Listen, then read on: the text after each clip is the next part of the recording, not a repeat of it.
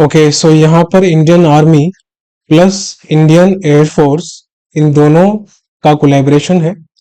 इस कोलैबोरेशन में इन्होंने डिप्लॉय किया है प्रीडेटर ड्रोन्स। कौन से ड्रोन्स? Predator drones. और ये बेसिकली यूएसए ने बनाए हैं, यूएसए की एक कंपनी है, उन्होंने ड्रोन्स बनाए थे। और इसको हम MQ-9B ड्रोन नाम से भी जानते हैं। इसमें दो वेरिएंट्स होते हैं, वो हम आगे डिस्कस करेंगे। और ये जो डिप्लॉयमेंट हुआ है, यानी कि इसको जहां पर स्थापित किया गया है, जहां इसका यूसेज किया जाएगा, वो दो एयरबेस होंगे जो कि यूपी के होंगे। कौन कौन से हैं? एक गोरखपुर है, दूसरा सरसावा है। तो गोरखपुर और सरसावा, ये आपको दोनों याद रखना है। अब इसकी डिटेल्ड न्यूज हम देखते हैं आगे।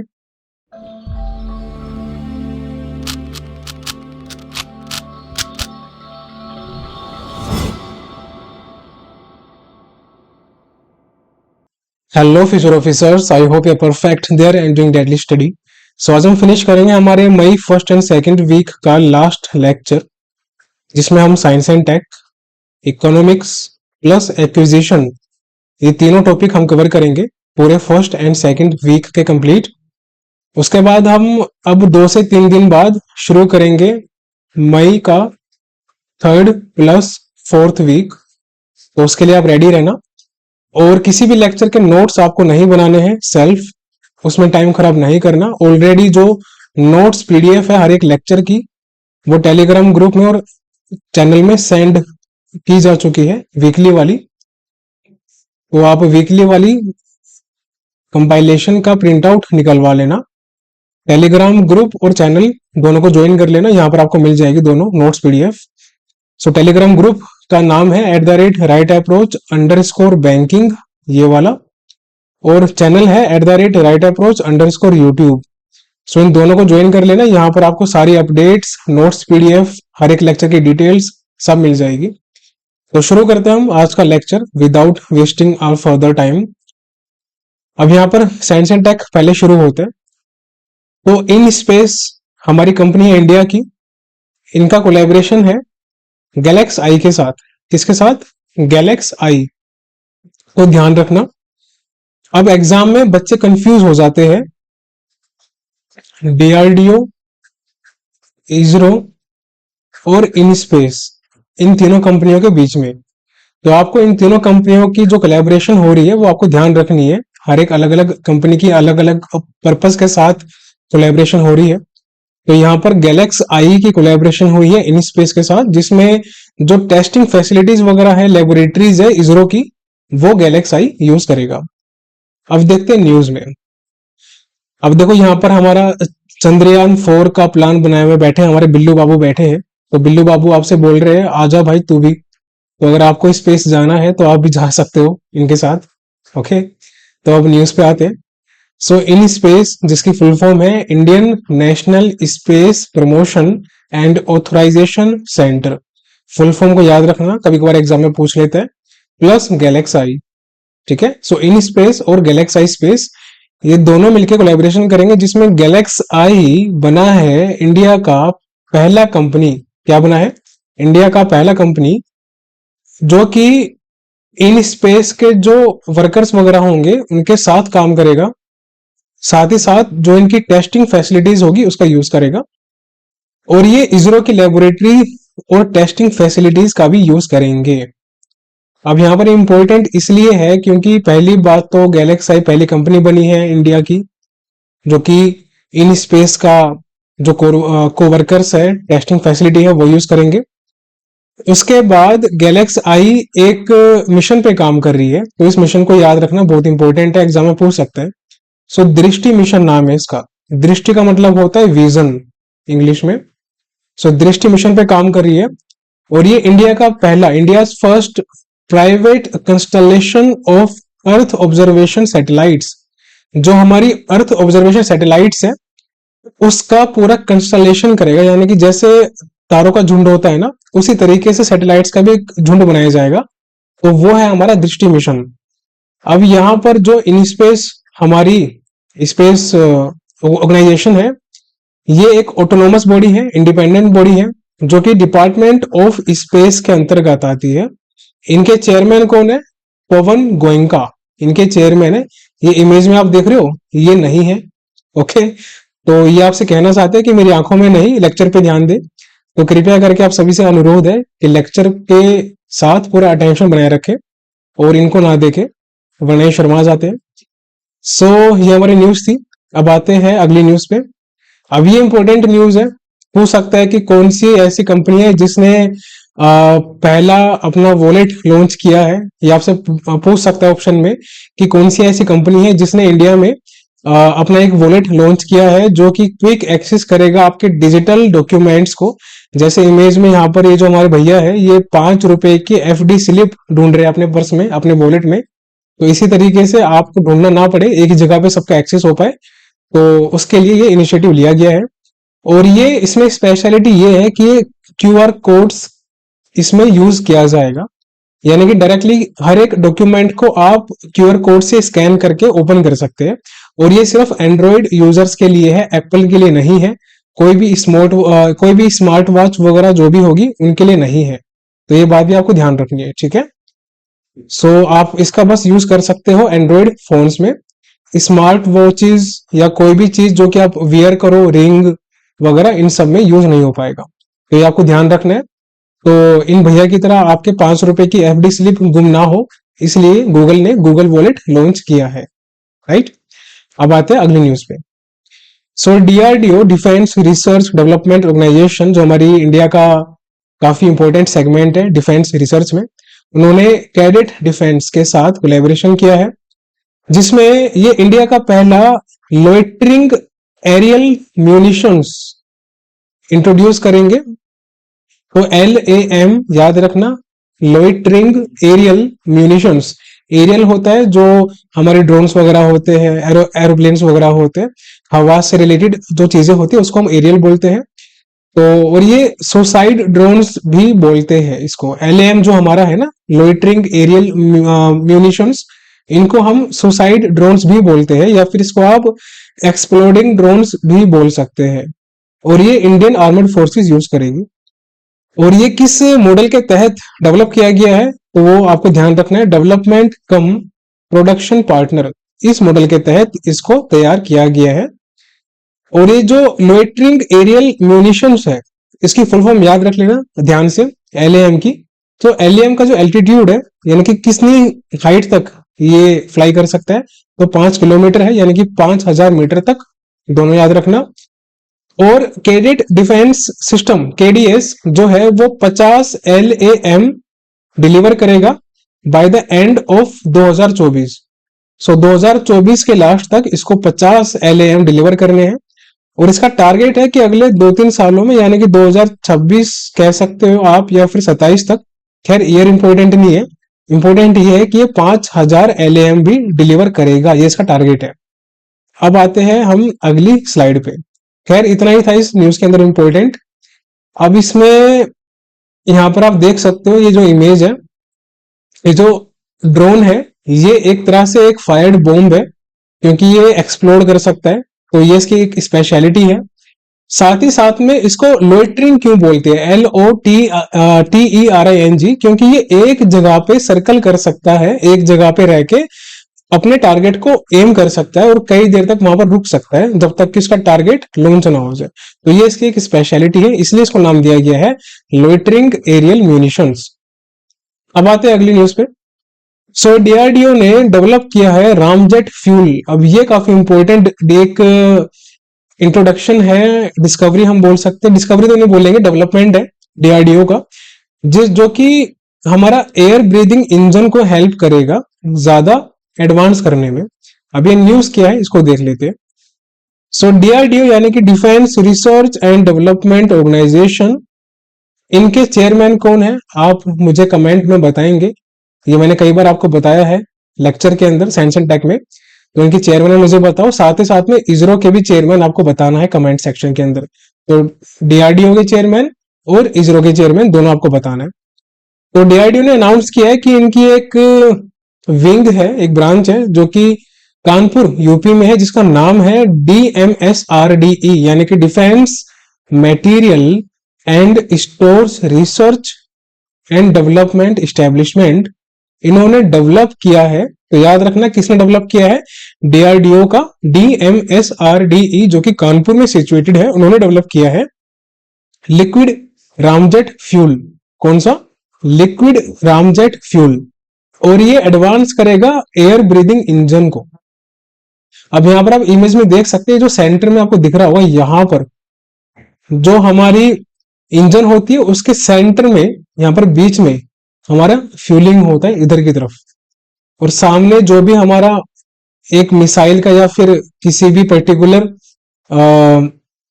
इंजन वगैरह का जो पेलोड होता है, कैपेसिटी जो वेट वगैरह होता है, उसका जो हेड होता है वो होता है, और नीचे जो होता है वो रॉकेट का नोजल होता है जहां से फायर वगैरह आती है। तो बीच में रामजेट फ्यूल का यूज किया जाएगा, बस आपको इतना ध्यान रखना है।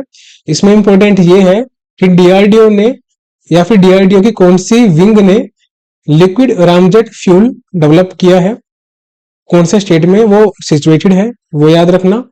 साथ ही साथ में ये जो लिक्विड रामजेट फ्यूल है ये किस किस की हेल्प करेगी, किस किस को पावर करेगी, तो ब्रह्मोस मिसाइल, और साथ ही साथ में एक सुपरसोनिक टारगेट जो कि अभी डीआरडीओ जिस पे काम कर रहा है, जिसको हम स्टार मिसाइल भी बोलते हैं। क्या बोलते हैं, स्टार मिसाइल, जिसको याद रखना। सो ब्रह्मोस मिसाइल और सुपरसोनिक टारगेट यानी कि स्टार मिसाइल जो है डीआरडीओ की, वहां पर इसका यूज किया जाएगा।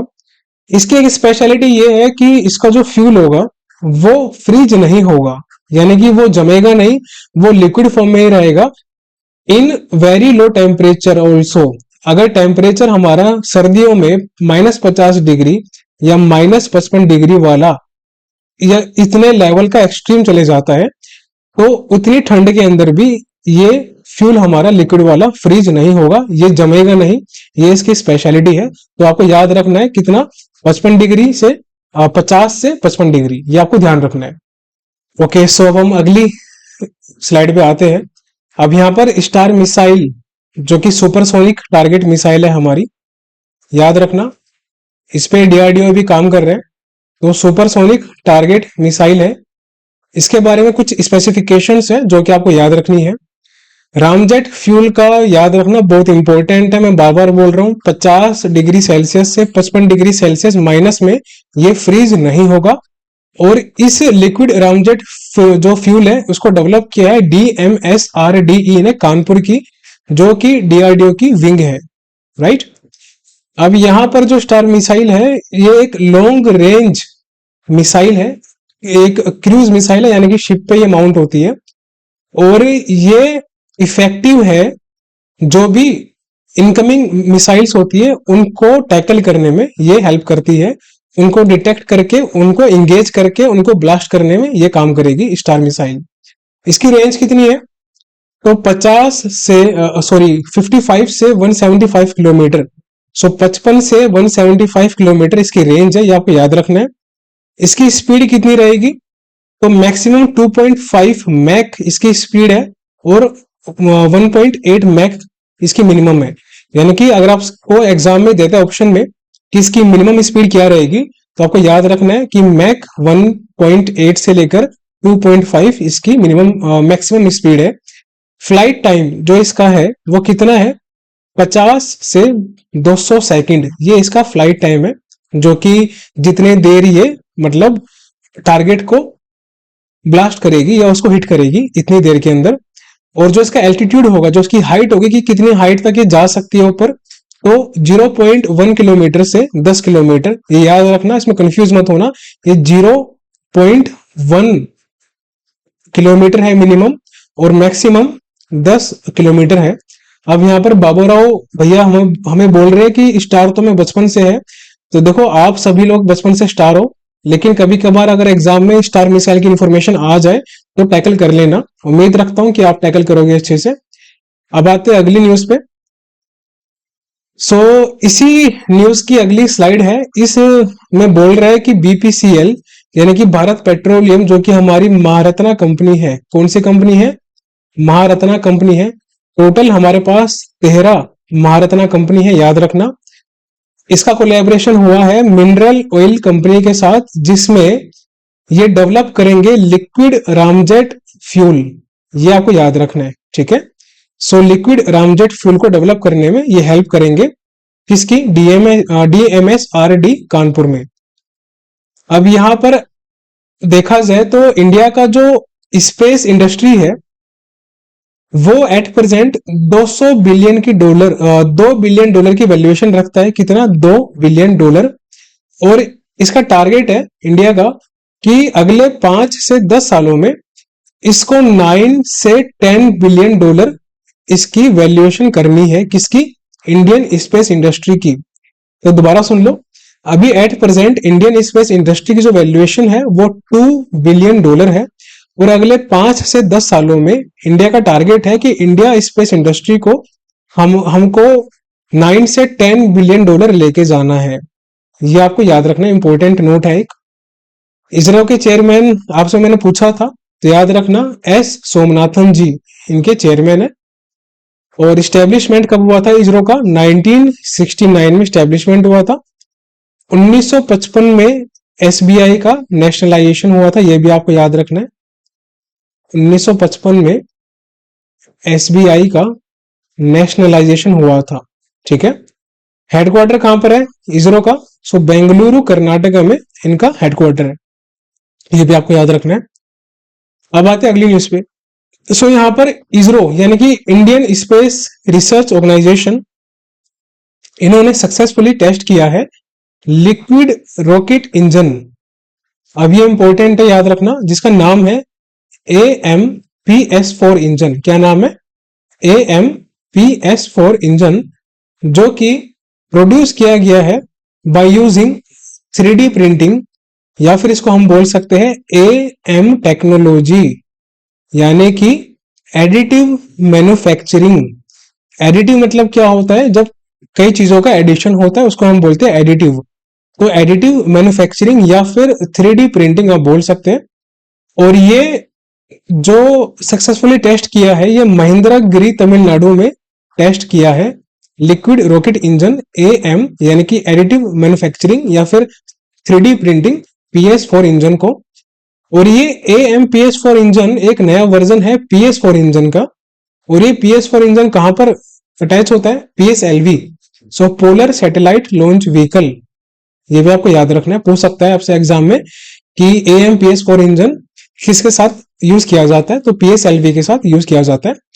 इंजन बना कौन रहा है, ये भी इंपॉर्टेंट है। सो विप्रो 3D ये हमारा इंजन बनाएगी, ये आपको याद रखना है। बस इतना सा था इस न्यूज के अंदर।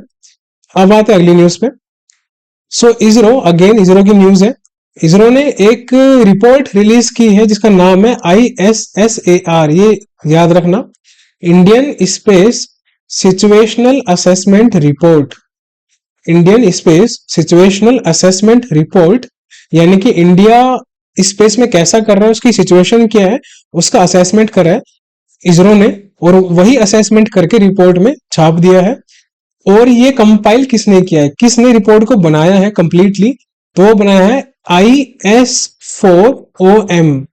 IS4OM, I से है इसरो, S4 से है system for safe and sustainable space, O से ऑपरेशन, M से management. So ISRO system for space and sustainable, ISRO system for safe and sustainable space operation management, ये आपको याद रखना है। सो IS4OM ने रिपोर्ट को कंपाइल किया है और रिपोर्ट को रिलीज किया इसरो ने। और ये रिपोर्ट में बताया है कि जो एक्सपोजर है स्पेस एसेट्स का, इंडिया के जो स्पेस एसेट्स है लाइक सैटेलाइट्स वगैरह, उनका बाहर स्पेस में क्या क्या इंपैक्ट पड़ सकता है या फिर क्या क्या इंपैक्ट पड़ा है एनवायरमेंटल हैजार्ड से, जैसे कि एस्टेरॉइड्स और कोमेट्स। एस्टेरॉइड्स रॉक्स से बनते हैं, यहां पर लिखा हुआ है देखो, asteroids are made of rocks and comets are made of ice and dust. ये यहाँ पर इमेज में नीचे कोमेट है और यहाँ पर एस्टेरॉइड है, तो आप दोनों को यहाँ पर देख सकते हो। और इस रिपोर्ट में एक चीज बताई है, एक इंफॉर्मेशन है जो कि काफी इंपॉर्टेंट है और आपसे एग्जाम में पूछ भी सकते हैं। अभी तक दिसंबर 2023 तक इंडिया ने कितनी सैटेलाइट लॉन्च की है, वो प्राइवेट भी हो सकती है और PSU भी हो सकती है। सो टोटल मिला के 127 सैटेलाइट्स दिसंबर 2023 तक लॉन्च की है, ये आपको ध्यान रखना है। अब आते हैं अगली न्यूज पे। सो डीआरडीओ ने एक मिसाइल टेस्ट की है, torpedo delivery system. Okay, so basically एक टोरपेडो डिलीवरी सिस्टम है जो कि मिसाइल लॉन्च करता है। तो वो टेस्ट किया है। क्या टेस्ट किया है? Torpedo delivery system. अभी इस न्यूज को पूरा देख लेते हैं। सो डीआरडीओ ने सक्सेसफुली टेस्ट किया है स्मार्ट, इसकी फुल फॉर्म याद रखना, supersonic missile assisted release of torpedo. Supersonic missile, S M से हो गया आपका सुपरसोनिक मिसाइल, ए से हो गया असिस्टेड, आर टी से हो गया रिलीज ऑफ टोरपेडो। टोरपेडो क्या होता है आप इमेज में यहाँ पर देख सकते हो ना, नीचे देखो, ये भैया छाता लेके खड़े हैं और ये सोच रहे हैं कि मुझे टोरपेडो मिल गई, अब मैं दुनिया पे राज करेगा। जैसे नवाजुद्दीन सिद्दीकी बोलते हैं ना कि अपनी भगवान है। अब इनके मन में थॉट आ रहा है कि एक टोरपेडो से मैं पूरी दुनिया पे कब्जा कर लूंगा।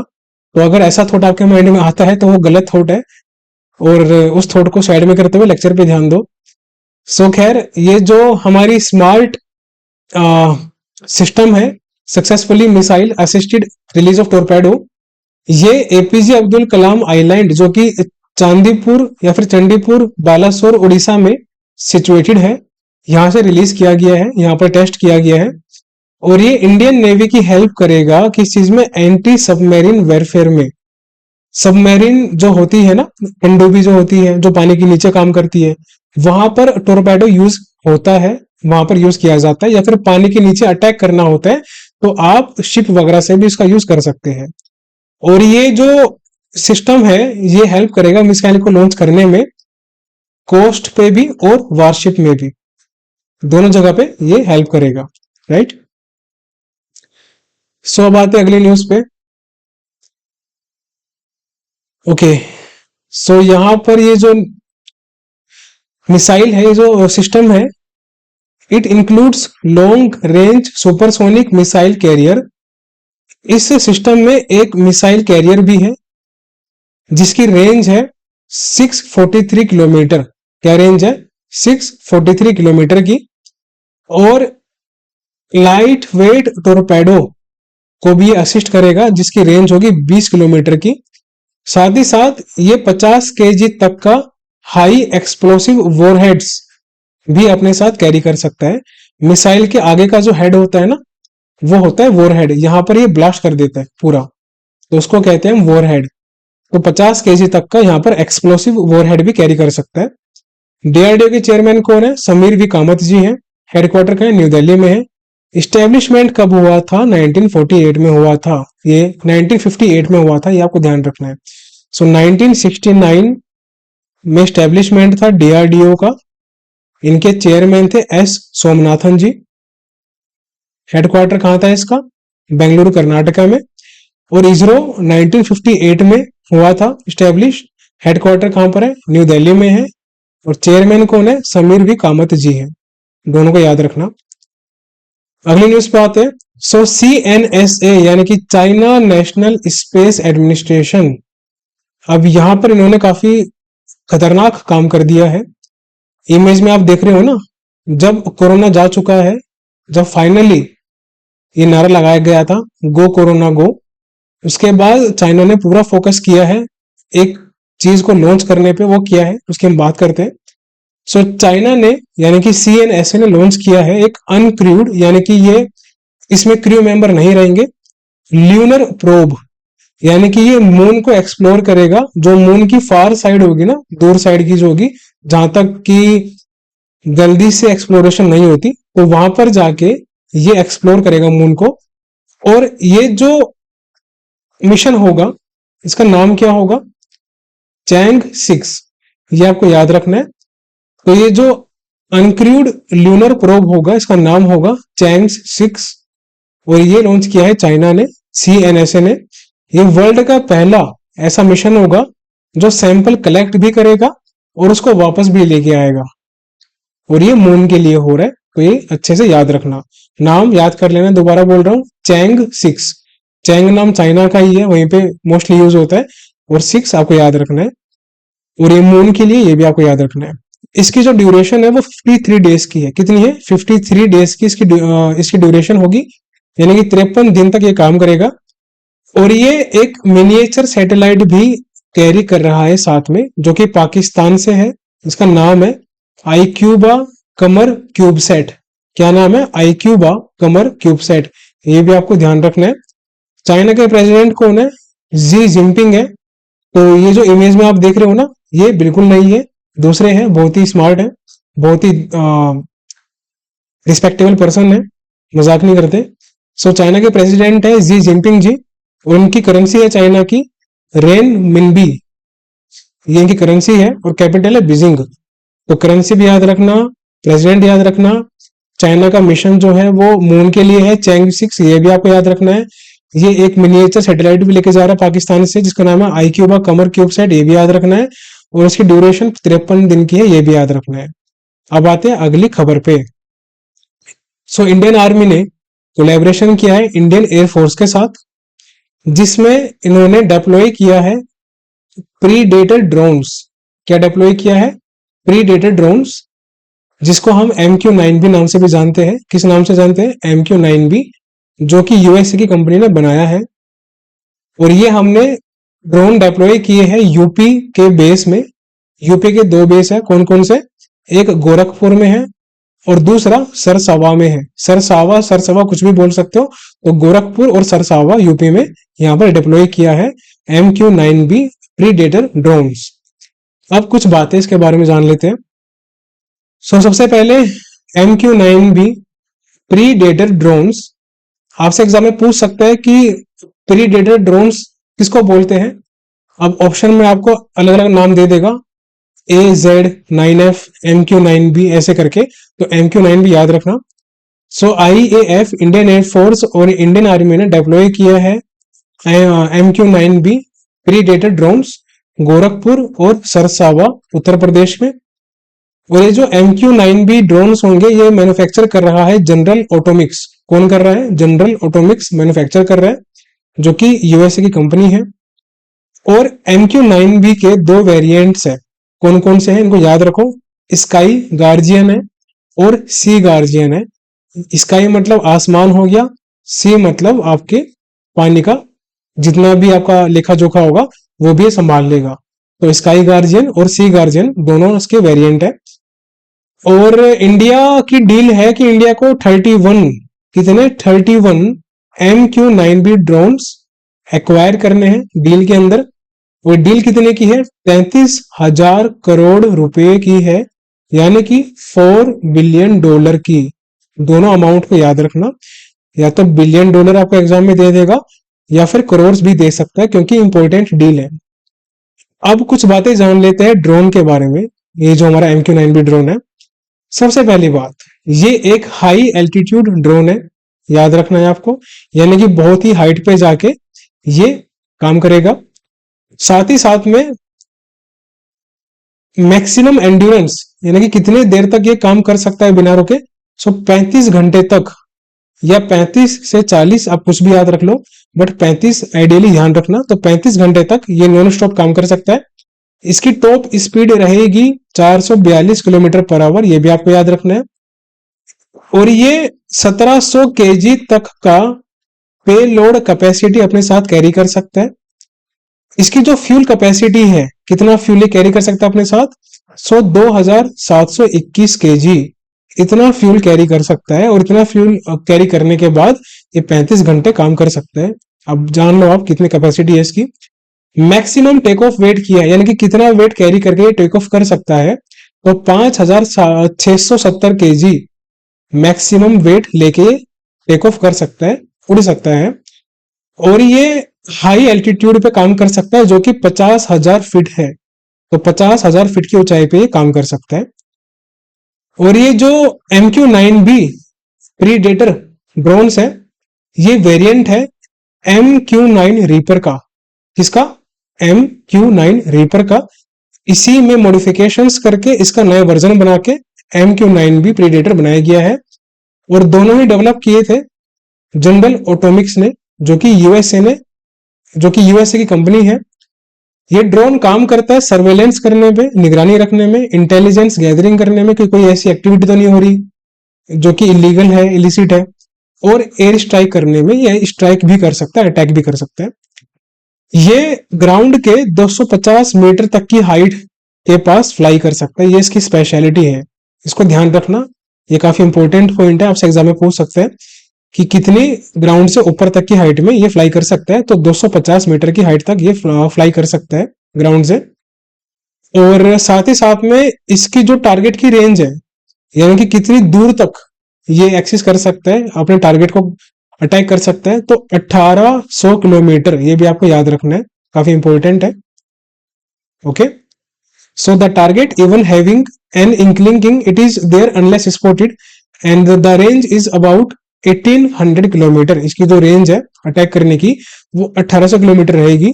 तो इसमें 5-6 डेटा है, आपको सारे ही याद रखने, क्योंकि इंपॉर्टेंट ड्रोन है और इंडिया के लिए काफी यूजफुल रहने वाला है मिशन के अंदर। ये जो ड्रोन है इसकी जो लंबाई है वो 12 मीटर की है, ये आपको याद रखना है। और इसकी जो विंग्स स्पैन है, ये जो इसके देख रहे हो विंग्स यहाँ पर जो इसको फैले हुए हैं, पूरी चौड़ाई ये कितने की है, ये 22 मीटर की है।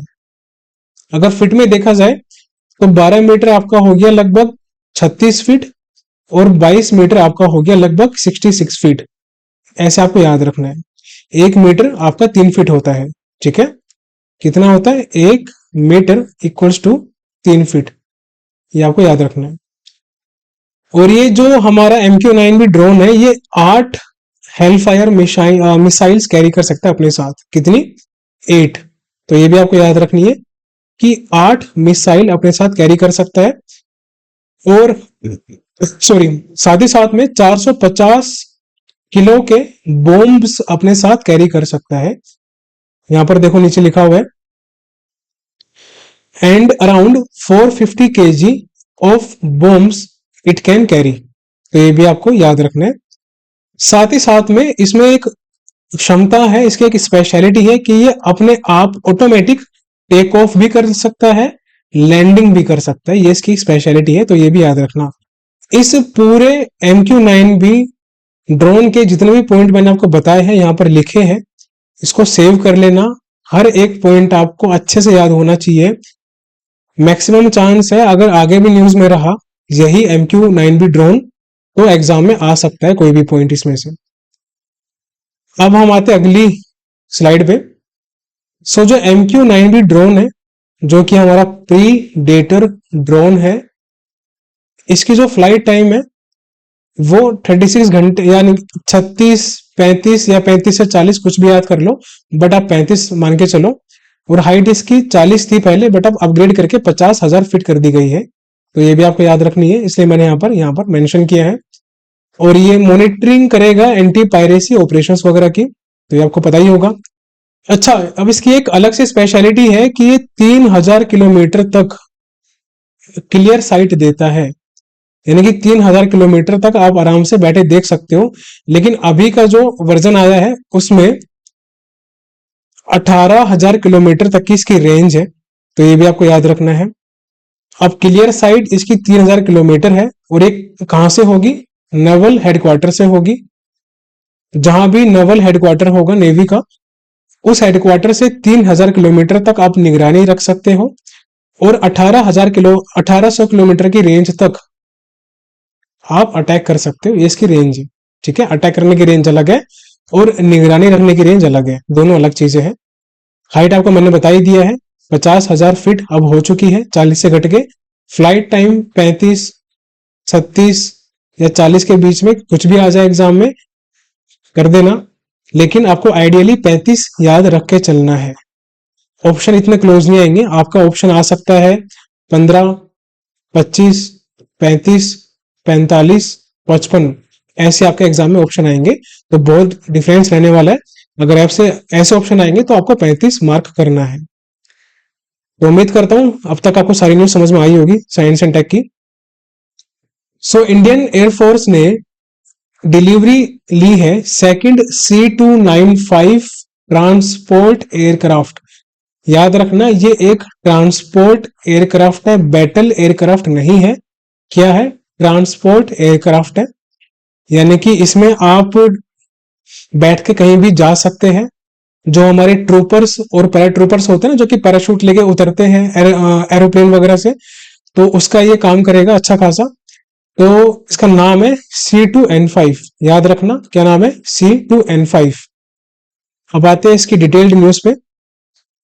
सो Indian air force plus Airbus defence and space Spain, इन दोनों का कोलैबोरेशन है, और इस कोलैबोरेशन में इंडियन एयरफोर्स को सेकंड यानी कि दूसरा C295 ट्रांसपोर्ट एयरक्राफ्ट दिया है। किसने?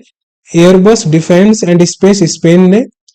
और C295 ट्रांसपोर्ट एयरक्राफ्ट रिप्लेस करेगा एवरो होकर सिडले HS748 एयरक्राफ्ट को।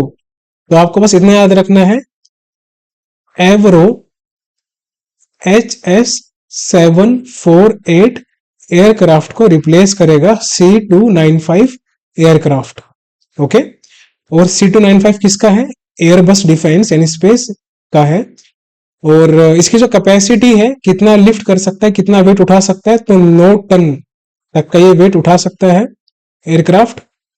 या फिर अगर आपसे पूछे कि कितने पैराट्रूपर्स या कितने ट्रूपर्स ये कैरी कर सकता है या फिर ट्रांसपोर्ट कर सकता है एक जगह से दूसरी जगह जहां को ले जाना होगा, तो 71 ट्रूपर्स या फिर पैराट्रूपर्स ये कैरी कर सकता है। कितना? 71। ये भी याद रखना है। मैक्सिमम स्पीड कितनी है इसकी? 480 किलोमीटर पर आवर की इसकी मैक्सिमम स्पीड है, ये भी याद रखना है। और 11 घंटे तक ये लगातार फ्लाइट कर सकता है, ये भी याद रखना है। तो ये दोनों बहुत इंपॉर्टेंट न्यूज थी अभी तक की हमारी। एक C295 ट्रांसपोर्ट एयरक्राफ्ट जो हमने अभी फिनिश किया है, और उसके पहले का जो MQ-9B ड्रोन था वो। अभी जो India plus Airbus defence and space Spain का कोलैबोरेशन है, इस कोलैबोरेशन में 56 कितने 56, ध्यान रखना 56 C295 ट्रांसपोर्ट एयरक्राफ्ट का कोलैबोरेशन हुआ था, जिसका बजट था 21,900 करोड़। याद रखना है इसको, कितना है? 21,900 करोड़ का। 21,900 करोड़ में 56 C295 transport aircraft Airbus defence and space Spain India को देगा। अब ये जो 56 C295 ट्रांसपोर्ट एयरक्राफ्ट थे, इनमें से 40 कितने 40 C295 एयरक्राफ्ट वडोदरा गुजरात में मैन्युफैक्चर किए जाएंगे, जो कि Tata advanced system limited manufacture करेगा with the help of Airbus defence and space. ये इंपॉर्टेंट पॉइंट है, याद रखना। इंडियन एयरफोर्स के चीफ कौन है? विवेक राम चौधरी जी हैं, ये भी आपको याद रखना है। हेडक्वार्टर कहां पर है इसका? न्यू दिल्ली में है। किसका? इंडियन एयरफोर्स का। इंडियन एयरफोर्स कब स्टैब्लिश की गई थी? तो 1932 में स्टैब्लिश की गई थी, ये भी आपको याद रखना है। सो अब आते हैं, अब देखो ये जो हमारे 56 C295 एयरक्राफ्ट थे ना, इसमें ये जो 16 हमारे C295 एयरक्राफ्ट होंगे, वो स्पेन का जो एयरबस डिफेंस है वो सेंड करेगा, यानी कि वो देगा इंडिया को, और बाकी के 40 इंडिया में बनाए जाएंगे टाटा के द्वारा वडोदरा गुजरात में। ये आपको ध्यान रखना है, कंफ्यूज नहीं होना। अब आते हैं अगली न्यूज पे। सो insurance regulatory and development authority of India IRDAI, अब ये हमारी न्यूज आ चुकी है एक्विजिशन और मर्जर्स की। सो IRDAI ने अप्रूवल दी है कि IIHL यानी कि IndusInd international holdings limited, जो कि हिंदुजा ग्रुप फर्म की कंपनी है, वो एक्वायर कर सकता है किसको? रिलायंस कैपिटल को। सो टारगेट क्या है एक्वायर करने का? ये हमारा टारगेट है, रिलायंस कैपिटल को एक्वायर करना है। और एक्वायरर कौन है? यानी कि जो एक्वायर कर रहा है वो है IIHL हिंदुजा ग्रुप फर्म का, जिसका नाम है IndusInd international holding limited, याद रखना।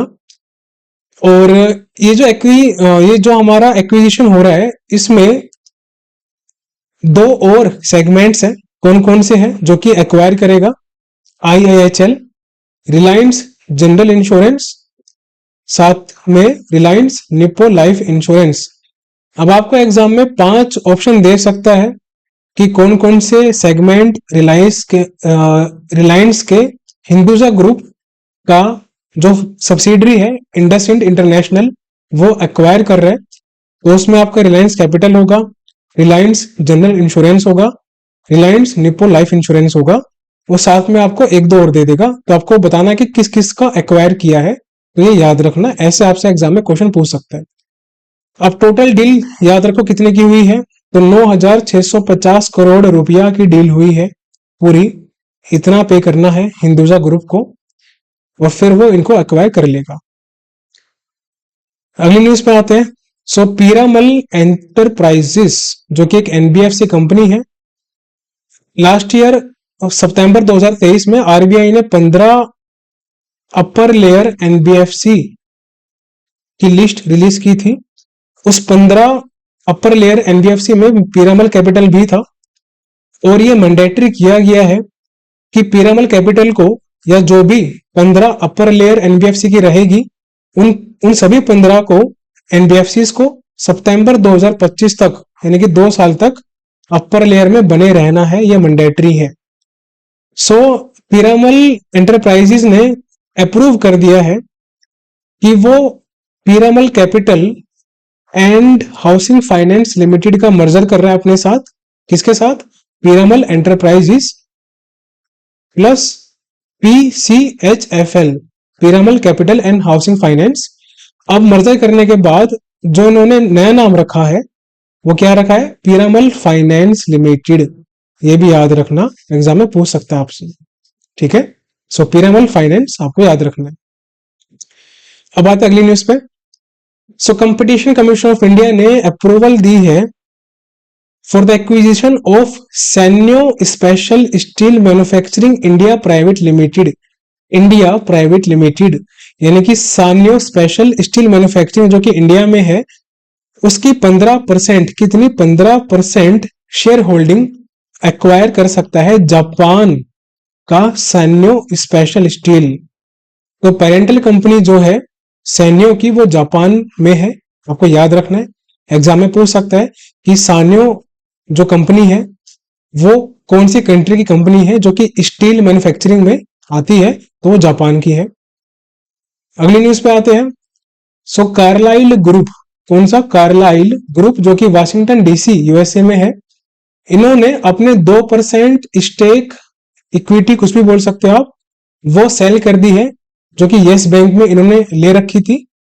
तो वो 2% स्टेक यस बैंक की इन्होंने बेची है कितने रुपए में? 1,441 करोड़ में। सो 1,441 करोड़ में इन्होंने इक्विटी सेल की है। बस इतनी सी न्यूज थी। अब आते हैं अगली न्यूज पे। सो यारा क्लीन एमोनिया, ये एक कंपनी है। यारा ओ यारा मिलना हमारा वो गाना है ना, ऐसे याद रखना। सो यारा क्लीन एमोनिया कंपनी ने साइन किया है डील। इंडिया की कंपनी है जिसका नाम है ग्रीन को जीरोक। सो ग्रीन को जीरोक कंपनी के साथ कोलैबोरेशन है। अब इस कोलैबोरेशन में जो ये कंपनी है इसमें ग्रीन को जीरोक, कौन सी? ग्रीन को जीरोक कंपनी 50% ग्रीन एमोनिया सप्लाई करेगी किसको? यारा क्लीन एमोनिया को। ये आपको याद रखना है, थोड़ा अच्छे से बना दूं मैं। सो 50% ग्रीन एमोनिया सप्लाई करेगी यारा क्लीन एमोनिया को। और कौन से प्लांट के तहत, कौन से प्लांट में से? तो ग्रीन को जीरो का प्लांट है जो कि काकीनाडा आंध्र प्रदेश में सिचुएटेड है। इस प्लांट से वो सप्लाई करेगी 50% ग्रीन अमोनिया। कब तक सप्लाई करेगी? 2027 तक। ईयर भी आपको याद रखना है। और इनिशियली प्रोडक्शन जो होगा ग्रीन एमोनिया का, तो इनका टारगेट है ग्रीन को जीरो का कि इनको 1 मिलियन टन पर एनम का ग्रीन अमोनिया प्रोड्यूस करना है 2027 तक, और 5 million ton per annum green ammonia produce करना है 2030 तक। ये आपको दोनों ध्यान में रखना है। सो अब आते हैं अगली न्यूज पे। अब यहां पर एनएचपीसी और ओशियन सन इन दोनों का कोलैबोरेशन है। So NHPC and Ocean Sun company कहाँ की है? नॉर्वे की है, याद रखना। एनएचपीसी इंडिया की है, जिसका नाम है national hydro electric power corporation, जो कि एक मिनी रत्न कंपनी है हमारे इंडिया में। 3 कैटेगरी होती है, आपको पता होगा, पीएसयूज की, पब्लिक सेक्टर अंडरटेकिंग्स की। एक महारत्ना सबसे टॉप पे आती है, जो कि अभी 13 है। फिर नवरत्ना, जो कि अभी 17 है। फिर आती है मिनी रत्ना कैटेगरी 1 और मिनी रत्ना कैटेगरी 2। तो ये आपको ध्यान रखना है, ठीक है। सो एनएचपीसी कौन सी मिनिस्ट्री के अंतर्गत आती है? मिनिस्ट्री ऑफ पावर के अंतर्गत आती है।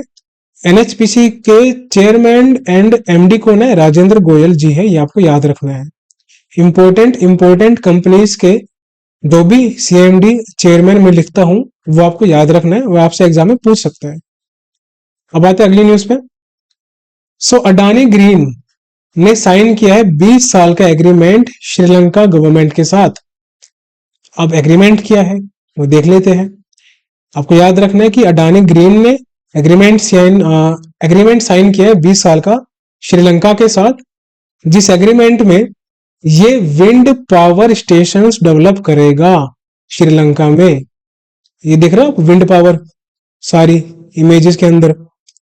तो एक जगह पे कंप्लीट, जहां पर विंड पावर का एक तरह से कॉन्स्टलेशन हो, यानी कि एक ही जगह पे बहुत सारी विंड पावर हो, तो वो इस्टेब्लिशमेंट करेगा Adani green energy AGEL Sri Lanka के साथ। और एक कॉन्ट्रैक्ट 20 साल का है। और श्रीलंका में कौन सी जगह है जहां पर ये डेवलप किया जाएगा? एक मन्नार है, दूसरा पुनेराइन। सो मन्नार और पुनेराइन यहां पर इस्टेब्लिश करेगा ये विंड पावर स्टेशन। और इसके लिए श्रीलंका ने अडानी ग्रीन एनर्जी को अप्रूवल दी थी कि वो $442 मिलियन तक का इन्वेस्टमेंट कर सकता है for the development of 484 megawatt wind power plants. ये बहुत इंपॉर्टेंट है, एग्जाम में आ सकता है, याद रखो। $442 million 484 megawatt wind power plants के लिए अडानी ग्रुप इन्वेस्ट कर सकता है। ये अप्रूवल दी है श्रीलंका ने। और एग्रीमेंट कितने साल का है? 20 साल का है। और श्रीलंका में कहां पर ये स्टैब्लिश किया जाएगा, कहां पर ये काम किया जाएगा? तो ये स्टेशन मन्नार और पुनेराइन में स्टैब्लिश किया जाएगा। श्रीलंका के प्रेसिडेंट कौन है? रानिल विक्रमसिंघे। सो रानिल विक्रमसिंघे इनके प्रेसिडेंट है श्रीलंका के। और दिनेश गुणवर्धना यहाँ के प्राइम मिनिस्टर है। कैपिटल 2 है, एक कोलंबो है, एक श्री जयवर्धनापुरा कोट्टे। ये दोनों आपको याद रखना है। और करेंसी है श्रीलंकन रूपी। तो ये सारे आपको ध्यान रखना है, ठीक है। अब आते हैं अगली न्यूज पे। सो हमारी सेकंड लास्ट न्यूज है आज की। सो नगर निगम हरिद्वार, नगर निगम कौन सा? हरिद्वार का, याद रखना हरिद्वार का है। और ट्यूस्को, इन दोनों का कोलैबोरेशन है, जिसमें ये waste to green energy plants, जो कि 140 करोड़ रुपए की लागत में बनेंगे प्लांट्स, ये वाले ये स्टैब्लिश करेंगे। बस इतना ऐसा है इस न्यूज में। देखो, वेस्ट होता है आपका, वेस्ट आपका कलेक्ट किया जाता है, फिर ये प्लांट्स में लाया जाता है।